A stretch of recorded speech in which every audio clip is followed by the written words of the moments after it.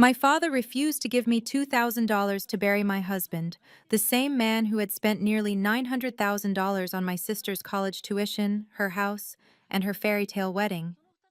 When I called him, voice shaking, begging for help to lay Daniel to rest, he paused for 10 long seconds. Then he said, "Madison deserves it more than you. You've never deserved anything." My mother stayed silent on the other line. I walked out of their lives that day, convinced it was the last time I'd ever hear from them. 1 year later, my phone rang. Madison was sobbing on the other end. "The IRS is investigating Mom and Dad. They could go to prison.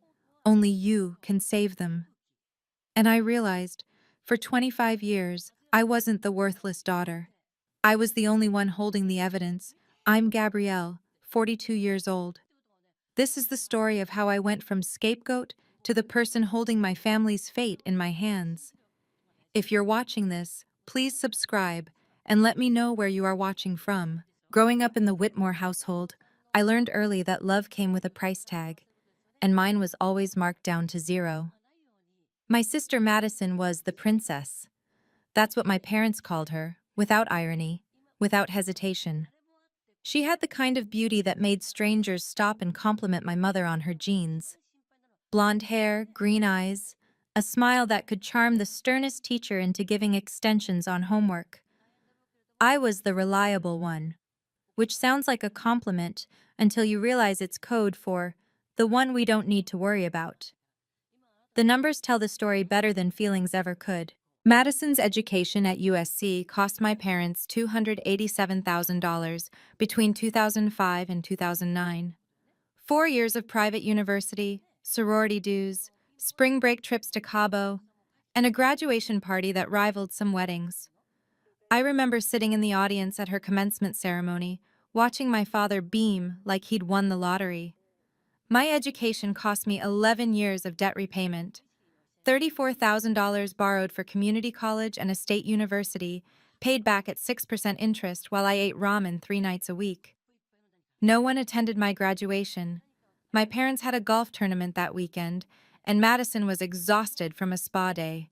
When Madison turned 18, my father handed her the keys to a brand new BMW 3 Series. $42,000 of German engineering wrapped in a red bow. I remember her squealing in the driveway while I stood by the garage, watching. I was driving a 1998 Honda Civic I'd bought for $3,000 with money saved from working at a grocery store since I was 16. The air conditioning hadn't worked in 2 years. For a long time, I thought it was my fault. I wasn't pretty enough, wasn't charming enough, wasn't whatever invisible quality Madison possessed that made her worthy of adoration. I don't blame Madison anymore. She only took what was given. I blame myself for spending 25 years believing I didn't deserve anything at all. The pattern repeated itself at every milestone, but nothing made it clearer than our weddings. Madison got married in October 2018 at a resort in Sedona, 180 guests, a string quartet for the ceremony, a 12-piece band for the reception, imported flowers from Ecuador, a custom wedding dress that cost more than my annual salary at the time. $78,000. My father announced the total at the rehearsal dinner like it was a badge of honor. "Nothing is too expensive for my little girl," he said, raising his champagne glass while the crowd applauded. I got married in March 2012 at the Phoenix City Hall. 12 guests, mostly Daniel's family and 2 friends from work. My dress cost $120 from a department store sale rack. Our reception was sandwiches at a nearby cafe. Total cost, $1,200. We paid for everything ourselves. My mother didn't attend. She had a spa appointment that had been booked months in advance and couldn't be rescheduled. She sent a card with a $50 gift certificate to a restaurant we'd never been to. My father showed up 40 minutes late, without a gift, wearing khakis and a polo shirt like he was heading to a casual lunch. He shook Daniel's hand with the enthusiasm of a man meeting his accountant. "Good luck," he told my husband. "Hope you make enough money to take care of her." Then he left before we cut the cake. I didn't ask for $78,000. I didn't ask for Sedona or string quartets or imported flowers. I just wanted my mother to be there. I wanted my father to look at me the way he looked at Madison, but apparently, even that was too much to ask. Daniel held my hand that night as I cried in our tiny apartment. They don't see you, he said quietly, but I do, and you deserve to be loved. He was the first person who ever made me believe that might be true. The exclusion wasn't always dramatic. Sometimes it was quiet, administrative, like I'd been removed from a mailing list I never knew existed. In 2019, I discovered there was a family group chat called Whitmore Family. Madison, my parents, Brandon, Madison's husband, all included. 23 months of birthday plans, holiday coordination, and inside jokes. I only found out because Madison accidentally forwarded me a message meant for the group. When I asked my mother why I wasn't added, she seemed genuinely confused. "Oh, I thought you were," she said. "I'll add you now." She never did. Every Christmas dinner, the seating arrangement told the truth my family wouldn't speak aloud. Madison and Brandon sat at the main table with my parents, the adult table, my father called it, even though I was 6 years older than my sister. Daniel and I were relegated to a folding card table in the corner with distant cousins and my mother's elderly aunt who couldn't remember anyone's name. Daniel once joked that we were seated with the people my parents were legally obligated to invite, but hoped wouldn't come. He stopped joking about it when he saw my face. When I got promoted to senior accountant in 2020, after 9 years of 60-hour weeks and 3 professional certifications, no one in my family acknowledged it. Not a card, not a call, not even a text. 3 months later, Madison announced she was starting her own business, a real estate company my parents funded entirely. My father threw a party, 30 guests, catered appetizers, a champagne toast where he called Madison the next great entrepreneur in the family. Her company had no employees, no clients, and no revenue. But it had my father's pride. I was a tax accountant who helped families navigate the most complex financial decisions of their lives. But to my family, I was just a tool, useful when they needed someone to look over paperwork, invisible the rest of the year. And speaking of paperwork, my father asked me to review his tax documents 3 times between 2016 and 2022. "You understand this stuff," he said. "Madison's no good with numbers." I should have said no. Instead, I helped. Because that's what I did. That's who I was. I didn't know then that those documents would become the most important files I'd ever hold. Daniel Simmons wasn't the kind of man who made grand gestures. He didn't buy expensive jewelry or plan surprise vacations. What he gave me was smaller and infinitely more valuable. He made me feel seen. We met in 2009 at a coffee shop near my community college. He was an apprentice electrician with calloused hands and a gentle smile. I was 26, buried in debt, working 2 jobs while finishing my degree. He asked if he could share my table because every other seat was taken. 4 hours later, we were still talking. Daniel made $68,000 a year as an industrial electrician. Not wealthy, not poor. Enough to pay the bills, take a vacation once a year, save a little for retirement. He never complained about money, never compared himself to others, never made me feel like I should want more than what we had. "You don't need them to see you," he told me once, after a particularly painful Thanksgiving where my father spent the entire dinner praising Madison's business acumen. "You already know who you are. Their blindness is their loss, not yours." He woke up every morning at 5 to make coffee before I got up for work, left little notes in my lunch bag, asked me every evening, "Do you need to talk about anything?"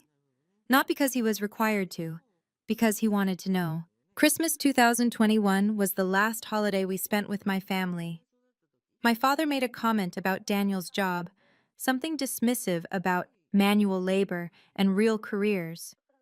Daniel set down his fork and looked my father directly in the eyes. "My wife has a name," he said calmly. "It's Gabrielle, and she's the hardest working person I know. I'd appreciate it if you spoke to both of us with respect." My father told us to leave. We did. On March 14th, 2024, Daniel mentioned his chest felt tight. "Probably just stress from the job site," he said. "I'll be fine by tomorrow." On March 15th, 2024, I got a phone call from Phoenix General Hospital. He never made it out of the ambulance. The funeral home gave me a folder with itemized costs printed in neat columns. Basic cremation service, simple urn, memorial room rental, death certificates, transportation fees, $7,200.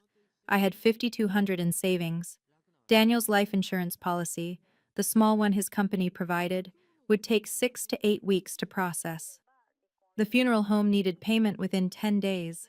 I needed $2,000, just 2,000.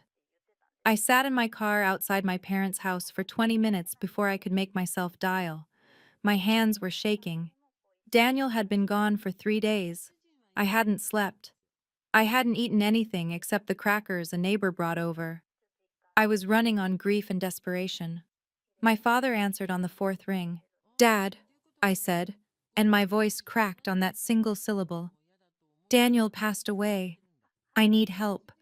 I need to borrow $2,000 for the funeral costs. I'll pay you back within 6 months. I promise." Silence. 10 seconds. I counted them. Then, "Madison just bought new furniture for her living room. Your mother and I need to hold on to our savings right now." I felt something inside me go still. Very, very still. "Besides," he continued, "Madison has always been the one who, well, she deserves our help more than you do.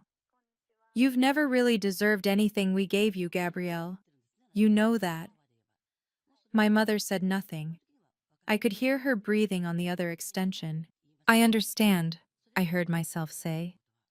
The words came out flat, dead, like something had been severed inside me and hadn't figured out yet that it was supposed to bleed. I hung up. I sold Daniel's truck, the one he was still making payments on, for $3,000. I borrowed the rest from a coworker who refused to let me pay her back. I buried my husband without my family, and I realized, sitting alone in that memorial room with 12 people who actually cared whether I was alive or dead, that I hadn't lost $2,000. I'd lost the last illusion I had that my family had room for me. That was the day I stopped waiting for them to see my worth. That was the day I walked away. Cutting off your family sounds dramatic until you realize how simple it actually is. You just stop. Stop calling. Stop texting. Stop showing up. Stop hoping. The first month was the hardest. Every time my phone buzzed, some desperate part of me hoped it was my mother calling to apologize. It never was. When her name did appear, the messages were variations of the same theme. "Where are you? Your father is asking about you. Madison's birthday is next month. You're coming, right?" I didn't respond to any of them. Eventually, I blocked their numbers entirely. I threw myself into work. Morrison and Blake, the accounting firm where I'd spent 12 years building my career, became my refuge. Tax season 2024 was brutal. I handled 47 complex returns, including 3 estate cases and 2 IRS audit defenses. My supervisor called me indispensable. My clients sent thank you notes. For the first time in my life, I let myself feel proud without immediately qualifying it with someone else's disapproval. I joined a support group for widows at a community center near my apartment. 8 women who gathered every Tuesday night to talk about grief and rebuilding. They taught me a word I'd never really understood before: boundaries. Boundaries weren't walls. They weren't punishment. They were simply the lines you draw to protect what's left of yourself when other people have taken too much. One evening in January 2025, I was cleaning out my home office, something I'd been avoiding since Daniel died. Behind a stack of old tax guides, I found a manila folder labeled Whitmore Family, Tax Documents, 2016-2022. My father's paperwork. From those times he'd asked me to look things over, I almost threw it away. Something stopped me. A feeling I couldn't name. Some instinct that whispered these pages might matter someday. I put the folder in my filing cabinet and closed the drawer. 11 months of silence. 11 months of peace. I should have known it wouldn't last. March 2nd, 2025, 9:47 p.m. I was reading in bed when my phone buzzed with an unknown number. Arizona area code. I almost let it go to voicemail. Telemarketers had been relentless lately. But something made me answer. Gabby? The voice was raw, hoarse, like someone had been crying for hours. I recognized it immediately. I just didn't want to. Who is this? It's Madison. Please don't hang up. I considered it.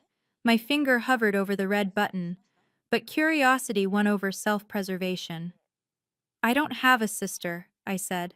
I know you're angry. I deserve that. She took a shuddering breath. But I need to tell you something. The IRS is investigating Mom and Dad. I sat up straighter. What? Criminal Investigation Division. They're looking into the money Mom and Dad gave me over the years. The house, the business loans, everything. They're saying it might be tax fraud. Dad could go to prison, Gabby. Actually go to prison. The words hung in the air. Prison. My 78-year-old father in an orange jumpsuit. I tried to feel something, satisfaction maybe, or vindication. All I felt was tired. And this involves me how? Dad said, Madison's voice dropped. He said you have documents, from when you used to help him with the taxes. He said you might have copies of things. I thought of the manila folder in my filing cabinet, the one I'd almost thrown away 2 months ago. What kind of documents? I don't know. An email, maybe? Something about how to structure the payments? Gabby, please. I know I don't deserve your help. I know I've been a terrible sister. But they're our parents, and you're the only one who might be able to fix this. I was quiet for a long moment. I'll think about it, I said finally. Then I hung up and went to my filing cabinet. I didn't just have an email, I had everything. The folder was thicker than I remembered. I spread the contents across my kitchen table at 10:15 p.m., still in my pajamas, hands trembling slightly. Not from fear, from something closer to revelation. The email was there. December 4th, 2019. My father had CC'd me by accident. He'd meant to send it only to his personal accountant. The subject line was innocuous. Madison's business structure. The content was anything but. Listed as a loan. The IRS doesn't audit these kinds of things if the paperwork looks right. Just make the documents look professional and we'll be fine. I remembered receiving it. I remembered feeling a flicker of unease. But I'd been busy with tax season, and I'd told myself it wasn't my business. My father was a successful businessman. He knew what he was doing. Now, I understood exactly what he'd been doing. The loan agreement was dated March 2020. $285,000 from Ronald and Patricia Whitmore to Madison Whitmore Keller. 0% interest. No repayment schedule. No default provisions. No collateral. In other words, not a loan at all. A gift disguised as a business transaction to avoid federal gift tax reporting requirements. I pulled out more documents. Bank transfer records. 6 transactions between 2018 and 2023. Total amount, $892,000. Not one had been reported on Form 709. The gift tax return my father was legally required to file for amounts over $15,000 per year. I'd seen enough tax fraud cases to know what I was looking at. This wasn't carelessness. This was systematic evasion. At 11:30 p.m., I called Marcus Webb, my former colleague at Morrison & Blake, now an independent tax consultant, someone I trusted. Marcus, I said when he answered, I need you to look at something, and I need you to tell me exactly how much trouble it represents. Gabby, it's almost midnight. What's going on? Family drama, I said, the kind that comes with federal penalties. I'm going to pause here for a moment because I need to ask you something.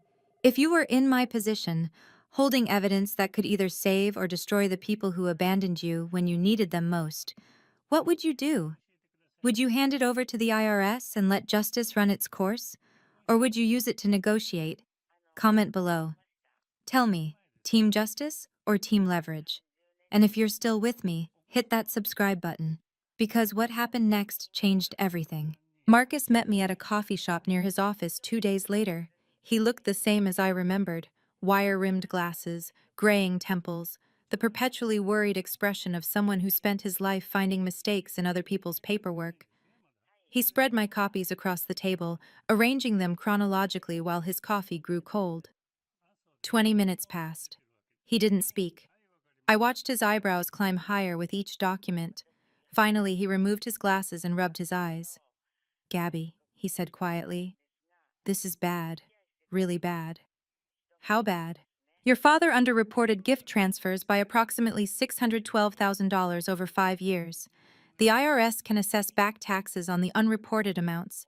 That's probably around $312,000, depending on which year's rates apply. Then there's the fraud penalty, 75% of the underpaid tax. Another 234,000, give or take, plus interest.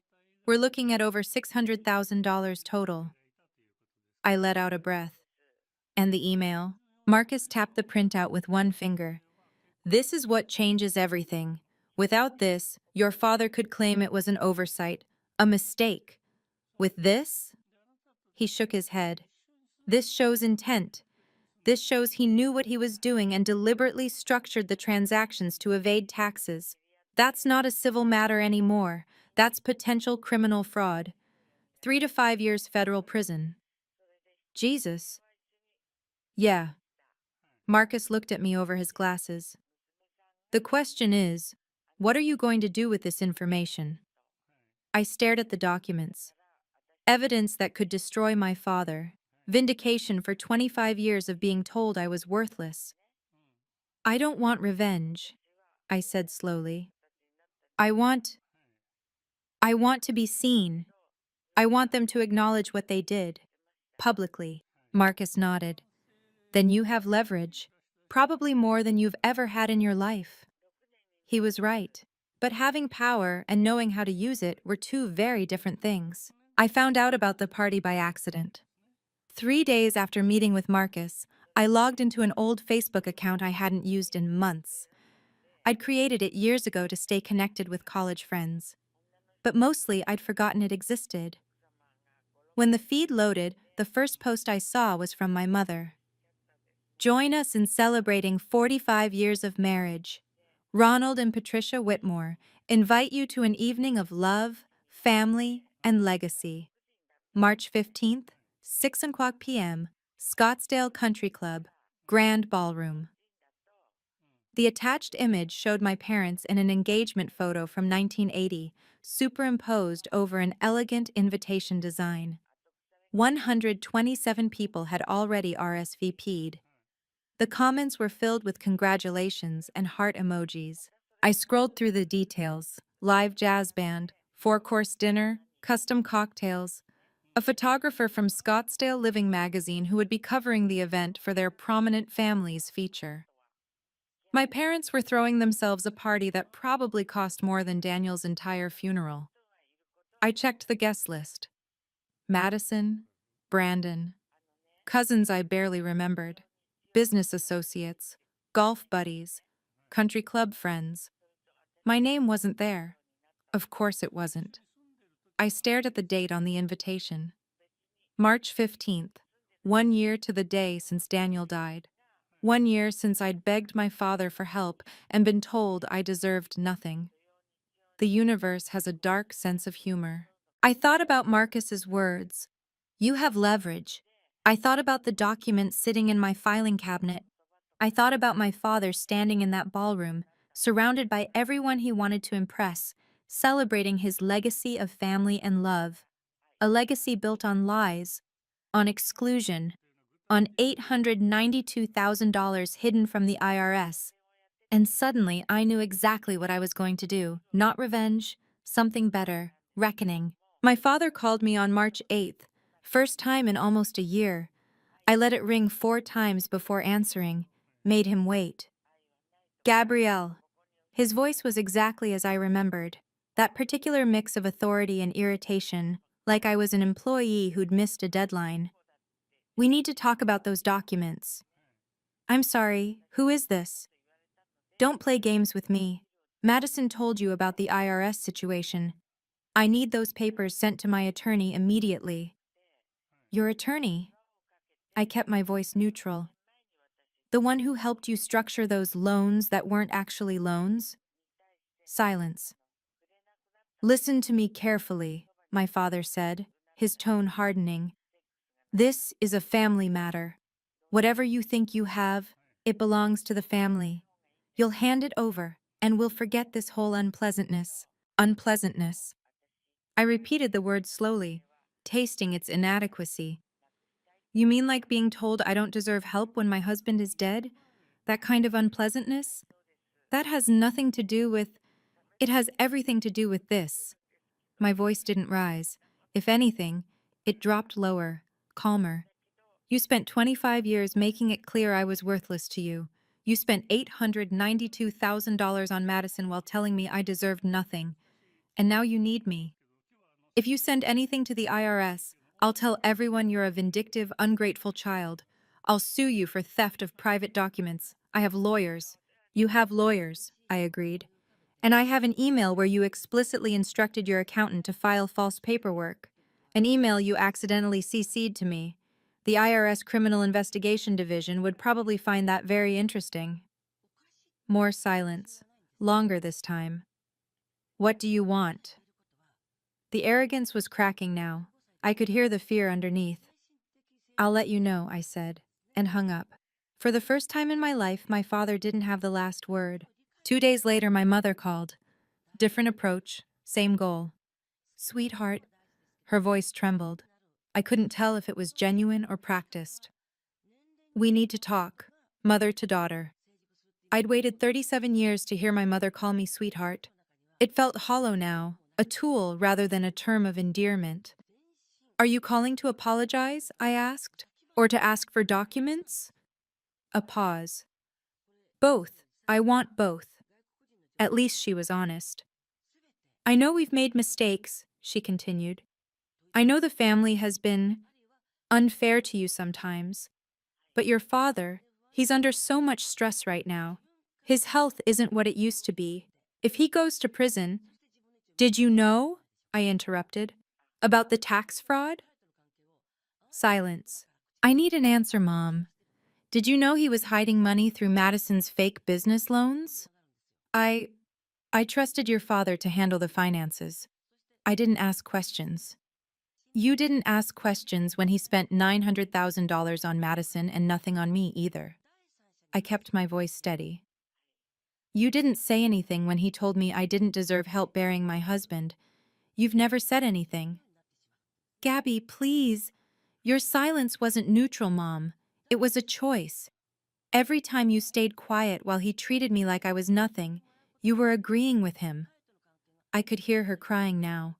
Real tears, or strategic tears. I wasn't sure it mattered anymore. He'll change the will, she said suddenly. Your father said if you give those documents to the IRS, he'll make sure you don't get a penny. I laughed, genuinely laughed. Mom, I haven't been in Dad's will since 2018. I saw the paperwork when he asked me to review his estate documents 5 years ago. Everything goes to Madison. Always has. The crying stopped. I didn't know that, she whispered. No, I said. You didn't ask. Madison showed up at my apartment on March 12th. No warning. Just a knock at 7 p.m. and her face in my peephole, pale and drawn, looking nothing like the golden child I remembered. I opened the door but didn't invite her in. You should have called. You would have said no. She was right about that. Can we talk, please? I stepped aside. She walked into my living room and looked around like she was trying to memorize the details. The modest furniture, the photos of Daniel on the bookshelf, the complete absence of family pictures. Nice place, she said. It wasn't. What do you want, Madison? She turned to face me. I didn't know what Dad was doing. With the money. I thought it was just gifts. Because he loved me. Did you ever ask why I never got any gifts? She flinched. I thought you didn't need them. That's what Mom and Dad always said. Gabby's independent. Gabby takes care of herself. Did you ever think about whether I wanted to take care of myself? Or whether I was just never given another option? Madison's eyes were wet. I waited for sympathy to appear in my chest. It didn't. The real estate company, I said. You knew it wasn't a real business. You knew you had no clients, no revenue. Where did you think the money was coming from? I thought it was an investment in my future. It was a tax shelter. You were a vehicle for hiding money from the IRS. Dad didn't give you $900,000 because he loves you, Madison. He gave it to you because he needed somewhere to put money the government couldn't see. I watched my words hit her, watched the golden child realize her pedestal was made of fraud. That's not true, she whispered, but the certainty was gone from her voice. Ask yourself, I said. If he really loved you unconditionally, why did every gift come with paperwork? She had no answer. I let the silence stretch until Madison broke. What are you going to do? I'd thought about this for days, played out scenarios, consulted with Marcus about what was legal, what was ethical, what was simply human. Tell Mom and Dad I have conditions. Madison straightened slightly. Conditions? 3 things. I held up fingers as I counted. First, a public apology, at the anniversary party on March 15th, in front of their friends, their business associates, everyone they've spent 45 years impressing.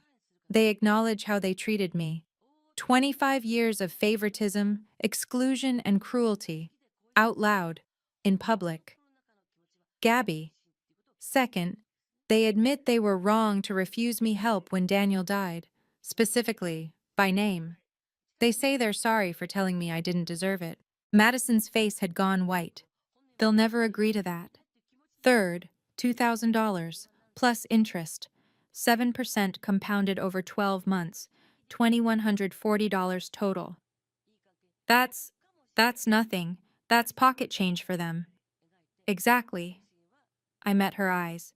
It was never about the money, Madison. It was about being told I wasn't worth it. This is about them proving I was. And if they do all this, then I don't give the documents to the IRS. I keep them, insurance policy, and we go our separate ways. And if they don't, I pulled out my phone, opened my calendar, and showed her the screen. March 17th, 10 o'clock a.m., IRS Criminal Investigation Division, Agent Thomas Rivera. I have an appointment scheduled, 48 hours after the party. If they don't meet my conditions by midnight on March 15th, I keep that appointment. You're not bluffing. No. Madison stood there for a long moment, looking at me like she was seeing someone new. Maybe she was. They'll never apologize publicly, she said finally. You know that. I know. I walked to the door and opened it. But I'm giving them the chance. So when everything falls apart, they can't say I didn't. She left without another word. The choice was theirs now. March 15th, 2025. Exactly 1 year since I held Daniel's hand in a hospital room and watched the monitors go flat. The Scottsdale Country Club sat at the edge of a golf course, all white columns and manicured hedges, the kind of place that charged $250 for a membership application just to see if you were worth considering. My father had been a member for 18 years, his favorite place to feel important. I watched from my car as guests arrived. Black sedans and luxury SUVs lined up at the valet station. Women in cocktail dresses and men in tailored suits disappeared through the gilded entrance. A photographer from Scottsdale Living magazine waited near the door, capturing arrivals for the Prominent Families feature. 127 people coming to celebrate 45 years of the Whitmore marriage, the legacy of family, love, and lies. Through the tall windows, I could see the grand ballroom filling up. $8,000 floral arrangements, a 4-piece jazz ensemble, crystal chandeliers casting everything in warm, flattering light. My parents stood near the entrance, greeting guests like royalty receiving subjects. My father in a charcoal suit that probably cost more than my monthly rent. My mother in a red sequined dress, diamonds at her throat. Madison and Brandon hovered nearby. Even from this distance, I could see the tension in Madison's shoulders. She knew what was coming. Or rather, she knew what might be coming. I had sent my conditions through her. My parents' response had arrived 6 hours ago via my father's text message. I don't apologize for protecting my family. Come to the party or don't, but don't expect me to humiliate myself for your grudge. Typical. Even now, he couldn't see it as anything but my problem. I wasn't going to the party. I had something better planned. Madison called me 30 minutes before the party was scheduled to begin. He said no. Her voice was flat, defeated. I begged him, Gabby. I literally got on my knees and begged him to just apologize, to do this one thing. What exactly did he say? He said, she took a shaky breath. He said he refuses to apologize to that girl in front of his friends. He said you're trying to blackmail him and he won't negotiate with terrorists. Terrorists. 25 years of giving everything and asking for nothing, and I was a terrorist for wanting acknowledgement. And Mom? She cried, said she'd talk to him. Then she went to get her hair done. A bitter laugh. Same thing she always does. Cries and then disappears. I sat in my car, watching more guests stream into the country club. My father's kingdom. His carefully constructed image of success, respectability, family values. Madison, I want you to understand something. What? I'm not doing this for revenge. If I wanted revenge, I would have sent those documents to the IRS the moment I found them. I gave them a choice, a real choice. Accountability in exchange for mercy. And they chose wrong. They chose what they always choose, their pride over their daughter. I paused. But I'm not going to crash the party. I'm not going to make a scene. Then what are you going to do? I'm going to let the truth do the work for me. What does that mean? It means there's a journalist at that party who's about to become very curious about the Whitmore family legacy. Silence on the line. Gabby, please. They had their chance. Now I have mine. I hung up and pulled out a piece of paper, a letter I'd written that morning. One question, addressed to one journalist, about a family that wasn't quite as perfect as they pretended to be. I walked into the country club at 6:42 p.m., but not through the ballroom entrance.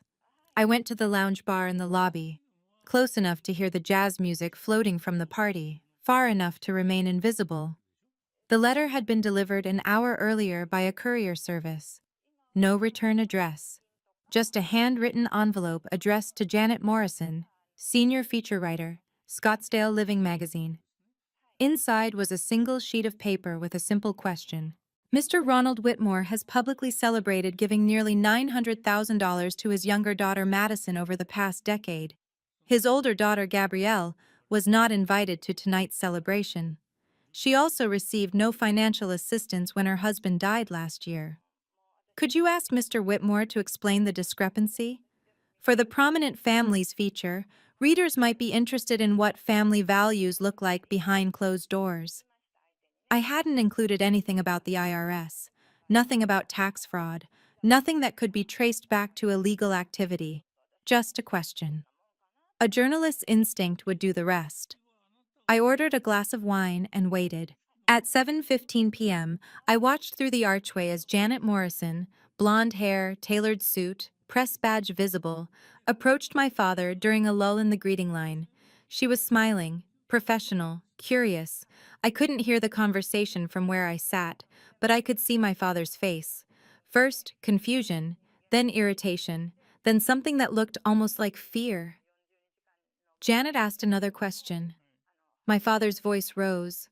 I couldn't make out words, but the tone carried, defensive, angry. Heads began to turn. I took a sip of wine and watched my father do exactly what I knew he would do when confronted with accountability. He made it worse. This was the moment I'd waited my entire life for. But before I tell you what happened next, I have to ask, what do you think my father did when a journalist questioned him in front of his friends? Did he stay calm and deflect like a smart man would? Or did he do exactly what narcissists always do when their carefully constructed image gets threatened? Comment self-destruct if you think he made it worse for himself. And if you're still here, like this video, because what he said next was heard by everyone in that room. My father's voice cut through the jazz music like a knife. This is none of your business. I set down my wine glass and moved closer to the archway. A crowd had formed. Maybe 25 people gathered in a loose semicircle around my father and the journalist. Janet Morrison held her ground. Mr. Whitmore, I'm simply asking a factual question. You've publicly celebrated your generosity to your daughter Madison. Why wasn't your other daughter, Gabrielle, included in tonight's celebration? Gabrielle is... My father's face had gone an alarming shade of red. She's a difficult person. She's vindictive. She's... So you do have two daughters? Of course I have two daughters, but only one of them deserves... He stopped himself. Too late. Deserves what, Mr. Whitmore? The ballroom had gone silent. The jazz band had stopped playing. 120-something guests stood frozen, drinks halfway to their lips, watching the patriarch of the prominent family unravel in real time. Madison deserves our support, my father said, trying to recover. She's always been the kind of daughter who... Ron, a voice from the crowd. I recognized David Miller, one of my father's oldest business associates. Also, coincidentally, one of my tax clients. Ron, I know Gabrielle. She handled my company's taxes for 3 years. She's one of the most professional, decent people I've ever worked with. What exactly do you mean she doesn't deserve your support? My father turned toward the voice. David, this is a family matter. You're at a public party celebrating your family, Janet interrupted, with press coverage you invited. If there's a family matter that affects the story, the public has a right to know. I watched my father's mouth open and close. No words came out. Someone near the back raised a phone, recording. The legacy of Ronald Whitmore, pillar of the Scottsdale community, was crumbling in real time, and he had no one to blame but himself. Rumors spread faster than champagne at a party like that. Within 30 minutes, the entire ballroom was buzzing with whispered fragments of the truth. Apparently, he gave one daughter almost $1 million. The other one wasn't even invited tonight. Something about refusing to help with a funeral? Did you hear what he said? Only one deserves... I stayed in the lobby bar, nursing my second glass of wine, watching the exodus through the windows. Guests began leaving early, checking their watches with sudden urgency, inventing obligations that hadn't existed an hour ago. My mother attempted damage control. I could see her through the archway, moving from group to group with a bright, desperate smile. There's been a misunderstanding, I heard her say to someone. Family disagreements, you know how it is. But no one was buying it. The question had been asked. The answer had been heard. You couldn't unring that bell. Madison stood frozen in a corner with Brandon, both of them pale as ghosts. She looked up once, toward the lobby, and our eyes met through the archway. I raised my wine glass slightly. She looked away. Janet Morrison was still there, still taking notes, now interviewing other guests, getting quotes, building a story. At 8:30 p.m., my phone buzzed. A text from an unknown number. Gabrielle, this is David Miller. Just heard what happened. I had no idea your family treated you this way. If there's anything you need, please call me. And for what it's worth, I've known your father for 20 years and I've never seen him show his true colors so clearly. You did nothing wrong. I read the message twice. Then I finished my wine, left cash on the bar, and walked out of the Scottsdale Country Club. Behind me, the party was still technically happening, but the celebration was over. My father had built his image for 45 years. It took 30 minutes to destroy it. March 17th, 10:12 a.m., Phoenix IRS Office, Criminal Investigation Division. The building was exactly as depressing as I'd expected. Fluorescent lights, gray carpeting, the faint smell of bureaucracy and fear. I signed in at the security desk and waited in a plastic chair until a middle-aged man in a government-issue suit came to collect me. Ms. Simmons, I'm Agent Thomas Rivera. Thank you for coming in. His office was small and crowded with file boxes. A framed photo of two children sat on his desk. He gestured to a chair and I sat. You said on the phone you have documents related to an ongoing investigation? I do. I placed the folder on his desk. Copies of everything. The email, the loan agreements, the bank transfer records, the incomplete Form 709 filings. Agent Rivera spent 45 minutes reviewing the materials. His face revealed nothing. He made notes in a yellow legal pad with handwriting so neat it looked like a font. Finally, he looked up. These documents appear to show a pattern of systematic gift tax evasion over approximately 5 years. The email from December 2019 is particularly significant. It demonstrates clear intent to deceive. I understand.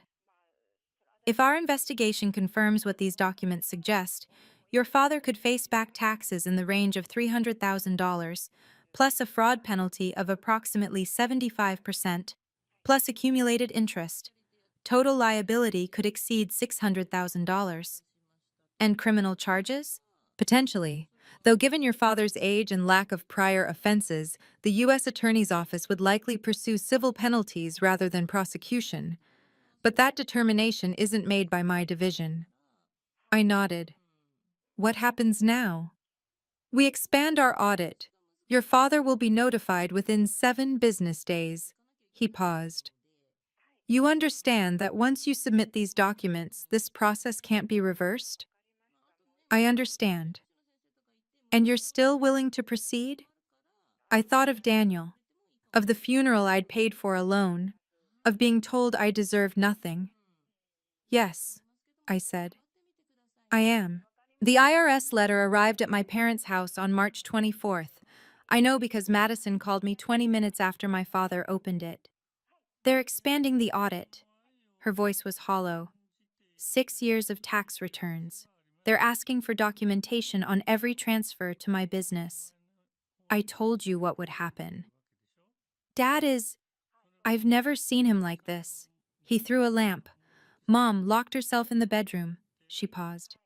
His lawyer called this morning, said the IRS has evidence of intentional misrepresentation. He said they can't argue this was a mistake anymore. I listened without responding. There wasn't anything to say. The lawyer said whoever provided those documents to the IRS turned a civil audit into a fraud investigation. He said without that email they might have been able to settle for penalties. Now, Madison's voice cracked. Now he's looking at a civil fraud admission, permanent record, public filing. That sounds like a consequence of his actions. You did this. No. I kept my voice level. He did this. In 2019 when he sent that email. In 2020 when he filed false paperwork. Every year he chose to hide money instead of paying what he owed. I just stopped covering for him. Silence on the line. Are you happy now? Madison finally asked. Is this what you wanted? I considered the question seriously. Was I happy? No. Satisfaction wasn't the same as happiness. Justice wasn't the same as joy. I wanted to be seen, I said. I wanted him to acknowledge just once that I deserved the same consideration as you. He chose his pride instead. This is where that choice led. I'm meeting with my own lawyer tomorrow, Madison said quietly, to separate my finances from Mom and Dad's. That's probably smart. The golden child, she said bitterly, protecting herself from her own pedestal. Welcome to reality, I said. It's uncomfortable here, but at least it's honest. The article appeared on April 1st. A cruel date, though I doubt Janet Morrison planned it that way. The Whitmore Legacy, A Tale of Two Daughters. It wasn't front-page news. Scottsdale Living magazine didn't do front-page scandals. Instead, it ran as a feature piece in the Community Voices section. 3 pages, including photos from the anniversary party that now looked like evidence rather than celebration. Janet Morrison had done her homework. The article didn't mention the IRS investigation. She didn't have access to that information, but it documented everything else with surgical precision. The $900,000 spent on Madison over a decade, The $0 spent on me. My father's outburst at the party, quoted verbatim by 3 different witnesses. David Miller's statement that I was one of the most professional people he'd ever worked with. An unnamed guest describing my father as visibly hostile when asked about his older daughter. The most damaging part was the ending. When asked for comment, Ronald Whitmore declined to be interviewed. His wife, Patricia, provided a brief written statement. Our family matters are private. Neither addressed questions about why their older daughter, a respected tax professional in the Phoenix area, was neither invited to the celebration nor acknowledged in any of the evening's speeches or photo displays. The fallout was immediate. My father's membership at Scottsdale Country Club was placed under review pending clarification of certain matters. 3 business associates canceled standing lunch appointments. The Whitmore name, once synonymous with success and respectability, now came with asterisks. I read the article in my apartment with a cup of coffee that had gone cold hours ago. I didn't feel triumphant. I didn't feel vindicated. I felt tired and relieved. And finally seen. Not by my parents, by everyone else. Sometimes that has to be enough. The IRS delivered its preliminary findings in May 2025. I know the numbers because Madison told me. We weren't close. We might never be close, but she'd started calling once a week. Brief conversations mostly. Her trying to make sense of a childhood she was only now seeing clearly. The assessment was brutal. Unreported gift taxes, $312,000. Fraud penalty at 75%, $234,000. Accumulated interest over 5 years, $67,000. Total liability, $613,000. My father had to sell 2 cars from his vintage collection, a 1965 Mustang and a 1970 Corvette he'd spent 15 years restoring. Combined value, $185,000. He withdrew early from 2 retirement accounts, paying additional penalties on top of everything else. The criminal investigation was ultimately declined for prosecution. Agent Rivera had been right. The U.S. Attorney's Office looked at my father's age, his lack of prior offenses, and decided civil penalties were sufficient. But the civil fraud determination became part of his permanent record. Public filing. Anyone who looked would see it. Ronald Whitmore, respected businessman, country club member, pillar of the community, had officially admitted to defrauding the federal government. Madison had to refile her own tax returns for 5 years. Additional amount owed, $47,000. Her business, the real estate company that had never earned a dollar, was dissolved. The money her parents had funneled through it was reclassified as taxable gifts. I'm selling the house, she told me during one of our calls. The one Mom and Dad gave me. I can't look at it anymore without seeing what it really was. A tax shelter shaped like a dream home. What will you do? Something I should have done years ago. Figure out who I am when I'm not standing on a pile of someone else's money. It was the first time Madison had ever sounded like someone I could eventually forgive. My parents handled the aftermath exactly as I expected, badly. My father retreated into silence and resentment. According to Madison, he spent most days in his study, drinking scotch and refusing to discuss what had happened. He blamed everyone except himself. The IRS was corrupt, the journalist was vindictive, I was mentally unstable. Accountability was a foreign language he had no interest in learning. My mother sent me a letter 3 weeks after the IRS determination became public. Handwritten, 4 pages. Gabby, I don't expect you to read this. I wouldn't blame you for throwing it away. But I need to say what I should have said years ago. I'm sorry. I'm sorry for staying silent when your father treated you unfairly. I'm sorry for choosing his comfort over your well-being. I'm sorry for the wedding I missed. I'm sorry for the funeral I should have attended. I'm sorry for 25 years of pretending inequality was normal because it was easier than fighting. I don't deserve your forgiveness. I'm not asking for it. I just needed you to know that I see now what I refused to see then. My silence was complicity. My inaction was a choice. You deserved better. You deserved so much better. I hope you're doing well. I hope you're happy. I hope someday, if you're willing, we can talk. Not as mother and daughter. I gave up that right long ago. But as two people who both made it through something difficult. Whatever you decide, I love you. I always have, even when I was too weak to show it. Patricia. I read the letter 3 times. Then I put it in my desk drawer. I wasn't ready to respond. Maybe I never would be. But for the first time, my mother had said the words I'd waited my whole life to hear. It wasn't enough to fix anything, but it was a start. The call from David Miller came on a Tuesday afternoon in late May. Gabrielle, I hope I'm not interrupting anything. Not at all, David. What can I do for you? Actually, it's what I can do for you. I've been thinking about what happened at that party, about what you said your family put you through, about the kind of person it takes to survive that and still turn out as decent as you did. I wasn't sure how to respond. I appreciate that. My daughter Emily and we've had our own problems. I made a lot of the same mistakes your father made, favoring one child over another, assuming success meant giving things instead of giving time. After I saw what happened to your family, I called her for the first time in 2 years. How did it go? She cried. I cried. We're having dinner next week. He paused. You didn't just stand up for yourself, Gabrielle. You reminded me what really matters. I wanted to thank you. I felt tears threatening and blinked them back. This was the first time I'd cried since Daniel's funeral. Thank you, David. That means more than you know. There were other changes, too. Marcus Webb recommended me for a position at a larger firm, Collins and Associates, one of the top accounting practices in the Phoenix area. Senior tax manager, specializing in estate planning and complex returns. Salary, $112,000, a 35% increase from what I'd been making. I accepted. In June, the grief support group I'd been attending asked me to share my story with new members.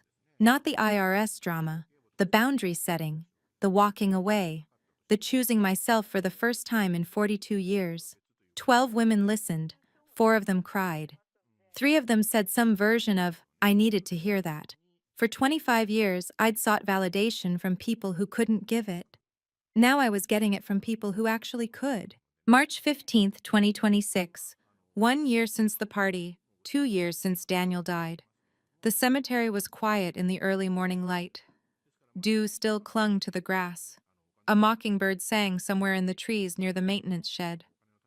I'd brought white chrysanthemums, Daniel's favorites.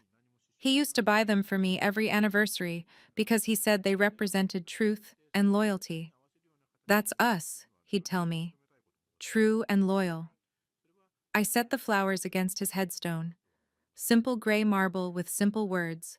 Daniel James Simmons, 1980 to 2024. Beloved husband. You deserve to be loved. I'd chosen that inscription myself. The last words he ever said to me that I could truly believe. Hey, I said softly, settling cross-legged on the grass. It's been a while. I told him everything. The IRS investigation, the party, the article, my new job, Madison's weekly phone calls, the letter from my mother that I still hadn't answered. You were right, I said. About all of it. You told me I didn't need them to see me. You told me I already knew who I was. It just took me a while to believe it. A breeze rustled the chrysanthemums. I didn't do this for revenge. I want you to know that. I did it because you taught me something I'd never learned before. That protecting yourself isn't selfish. That walking away isn't weakness. That love doesn't mean accepting cruelty. I stayed for an hour, talking about nothing and everything. The mundane details of my new apartment, the clients at my new job, the strange, fragile thing growing between me and my sister. When I finally stood to leave, I pressed my hand against the headstone. I wish you were here to see who I've become, I whispered, but maybe you already can. The mockingbird sang again as I walked away. For the first time in years, I wasn't walking away from something. I was walking toward. I wrote the email to my mother in July, 4 months after receiving her letter. It took 11 drafts before I got the words right. Mom, I read your letter. I've read it several times. I appreciate you writing it. I appreciate you acknowledging what happened. I'm not ready to forgive. That might never come. I can't predict the future. Forgiveness isn't something I can force or schedule. It has to happen naturally if it happens at all. But I'm willing to try something smaller. Communication. If you want to reach out, I'll respond. Not phone calls. I'm not ready for that. Emails only. And there are conditions. No discussing Dad. I have nothing to say to him, and I don't want secondhand messages. No guilt trips, no family obligations, no manipulation. No asking me to fix things or mediate or make peace. That's not my job. If you can respect those boundaries, we can try to build something. Slowly, carefully. I'm not promising anything except that I'll read what you write. If those conditions don't work for you, I understand. But that's what I can offer right now. Gabrielle. My mother responded 3 days later. Short, honest. I accept your conditions. Thank you for giving me a chance I probably don't deserve. I'll write again next week. Love, Mom. We exchanged emails twice a month after that. Small things at first. What she was reading, how her garden was growing. Nothing heavy, nothing that touched old wounds. I never responded to my father. He never reached out. Some relationships aren't meant to be repaired, only ended. Madison and I texted occasionally. She sent me a photo from her therapist's office in August, a worksheet titled Setting Boundaries. Learning the basics, she wrote. Better late than never. Better late than never, I agreed. We weren't sisters yet. Maybe we were becoming something better. Two people who chose to understand each other despite everything. September 2026. 18 months since the party. A lifetime since I stood in my parents' driveway, begging for $2,000. My new apartment had a balcony, small, barely room for 2 chairs and a potted plant, but mine. I sat out there most evenings, watching the sunset paint the Phoenix skyline in shades of orange and pink. Collins and Associates was everything Morrison and Blake hadn't been. Colleagues who respected my expertise, partners who remembered my name, clients who sent thank you notes and referrals. For the first time in my career, I felt like a professional rather than a servant. I'd started writing. A blog, anonymous, about family boundaries and emotional survival. The first post, When Loving Your Family Means Leaving It, had gotten 2,300 views in its first week.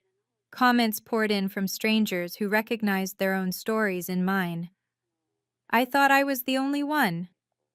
You made me feel less crazy. I'm going to therapy next week because of this. 38 years of feeling invisible, and now strangers on the internet were seeing me more clearly than my parents ever had.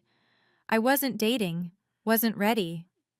Daniel deserved to be mourned properly, and I deserved to heal at my own pace. Grief wasn't a box to check or a stage to complete. It was a room I'd live in for a while, and that was okay. Some evenings, I wondered what my father was doing, whether he thought about me, whether he regretted anything. Then I'd remember. It didn't matter anymore. His regret or lack of it was his problem now. I had my own life to build, my own future to create, my own value to define. No one wins in stories like this. Not really. Too much damage, too many years lost. But I didn't lose anymore, and that was enough. Thank you for staying with me until the end. If my story helped you see something about your own family, or gave you permission to set a boundary you've been afraid to set, then sharing it was worth it. Setting boundaries isn't selfish, it's survival. And sometimes, the people who claim to love us the most are the ones we need the most protection from. Like, subscribe, and hit that notification bell so you don't miss what comes next. And if you want to hear more stories like this, check the description for links to other videos. I'll see you in the next one.